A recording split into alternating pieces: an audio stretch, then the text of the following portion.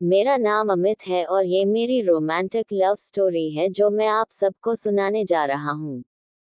मैं देखने में ज्यादा हैंडसम तो नहीं, लेकिन एक लड़की थी जिसका नाम पिंकी थी, जिससे मैं बहुत प्यार करता था और शायद वो भी मुझसे प्यार करती थी। हम दोनों के प्यार की शुरुआत 11 अक्टूबर 2020 की बात है। दोस्तों, मेरी और पिंकी की बातें बहुत कम होने लगी थी। मैंने पिंकी को कई बार पूछा था कि आजकल क्यों तुम मुझसे बात कम करती हो, क्या कोई प्रॉब्लम है, बताओ मुझे, क्या कोई परेशान कर रहा है। लेकिन पिंकी ने मुझे कुछ बताने को तैयार नहीं। फिर एक दिन रात को 10:30 बजे मुझे पिंकी की बहुत याद आ रही थी और मुझे नींद तक भी नहीं आ रहा था, और मैंने सोचा क्यों ना उससे बात कर लूं। जब मैं फोन किया तो उसका फोन बिजी था। मुझे बड़ी हैरानी हुई कि इस समय उसका फोन बिजी क्यों है। मैंने 2-3 बार ट्राई किया लेकिन फिर भी बिजी था। थोड़ी देर बाद पिंकी का फोन आ गया और उसने कहा कि उसकी फ्रेंड सिमा की फोन थी और वो कल की कॉलेज एग्जाम्स के बारे में पूछ रही थी। मुझे पिंकी की बात पर यकीन नहीं हो रहा था और मुझे थोड़ा शक हो चुका था कि पिंकी किसी और से बात कर रही थी। इसी तरह एक महीना बीत गया और उस एक महीने में पिंकी मुझसे बहुत कम बातें करने लगी थी।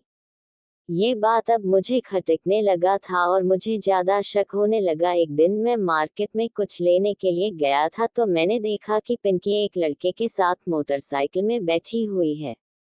मेरा शक यकीन में बदल गया। ये देखकर मुझे बहुत ज्यादा तकलीफ होने लगा, लेकिन मैंने उस समय पिंकी को कुछ नहीं कहा। मैंने वहां से चुपके से निकल गया। घर आकर मैंने बहुत सोचा कि कहीं ये मेरा प्यार एक तरफा तो नहीं। मैं बहुत उदास था क्योंकि उस दिन मैं बहुत अकेला महसूस कर रहा था। अगले ही दिन मैंने पिंकी को फोन किया और उसे मिलने के लिए बुलाया। मैं अंदर ही अंदर जानता था कि ये शायद मेरी पिंकी के साथ आखिरी मुलाकात होगी। उस दिन मैं बहुत इमोशनल था और पिंकी मेरे से मिलने को आए। पिंकी बोली, बोलो क्या बात है और क्यों बुलाया मुझे। और मैं पिंकी का हाथ पकड़ा और मैंने वो कहा जो मैंने कभी सोचा भी नहीं था। मैंने पिंकी को कहा, पिंकी, मैंने तुम्हें बहुत प्यार किया था। मेरा वक्त, मेरा दिल, मेरी फीलिंग्स सब तुम्हारे लिए थी, लेकिन तुम शायद बदल गई हो और इसमें कोई बुराई नहीं। वक्त के साथ हर इंसान बदल जाता है, लेकिन कम से कम मुझसे एक बार बात तो करके देखी होती। खैर, मुझे पता है कि तुम्हारा अफेयर किसी और के साथ है और इसीलिए मैं चाहता हूँ कि तुम मेरे इस बंधन से आजाद हो जाओ। मैं नहीं चाहता कि तुम मेरा दिल टूटने के डर से मुझे कुछ न कह पाओ।